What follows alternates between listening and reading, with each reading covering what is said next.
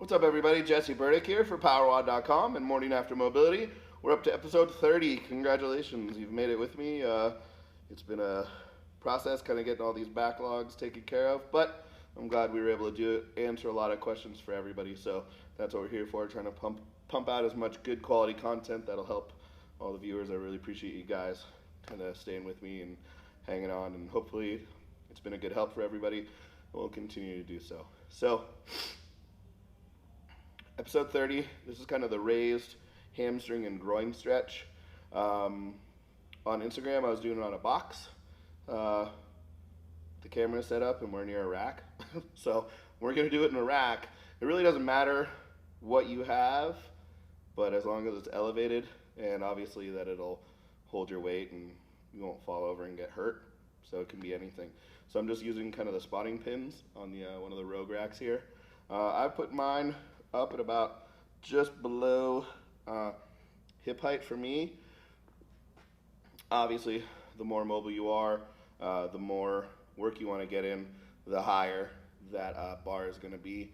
But start low. This can be an invasive one. This is really going to kind of show you the interaction between your groin, your adductors, and your hamstrings, and where they're connected, and how they work together, but also how they really fight against each other as well. So you don't have to be a badass and have it up to here.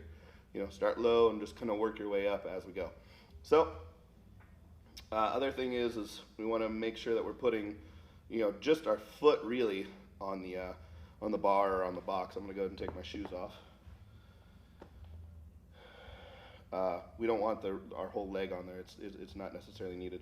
So we're gonna go ahead and kind of put this up. I'm just gonna kind of throw my ankle up here, and with our other leg, we're gonna try and keep our toes pointed forward. So if this is forward, you're gonna kind of square up.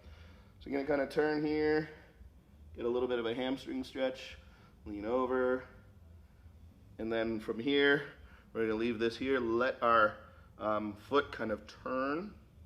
My right foot here, and we're just gonna kind of reach down, try and get that hamstring, and open this up. Just try and reach. And again, kind of come back. Again, like we're talking with all of our hamstring stretches, we're trying to keep our back nice and tight, right? Nice and flat, not let it round. This is, I can go all the way out here, that's impressive, but if I'm here, nice and tight and tall, same thing, and I'm getting the same amount of stretch. I'm gonna go ahead and kind of turn, and reach down.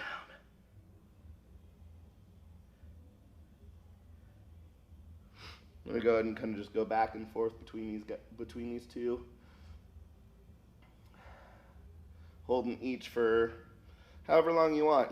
20 seconds or so each is fine. Another way to gradually kind of get this stretch a little bit more is you would kind of open up your stance a little bit more. That's gonna go ahead and immediately tighten up that groin. And again, same thing, lean here, kind of lean forward, and go that way. Okay? And then obviously you would go ahead and switch legs. But that's something you can spend a decent amount of time on. It'll really help you kind of open up groin, hip, hamstring, all very, very high, especially for me. That's why I like to kind of use that one. It's a good stretch when you're just over kind of rolling or doing any sort of band work. Something you can kind of do while you're on the phone, talking to someone, listening, etc. I often will actually do this at my house, throw my leg up on the chair, and kind of stretch from there as I'm watching TV. So there's a lot of options for you to kind of use this one. Pretty passive, but again, if you try and do too much too fast, you could end up hurting yourself. So start low, start slow, and start short. And then you're gonna go ahead and work your time up, and then work kind of the height up as well. There's no need to try and progress this super duper fast.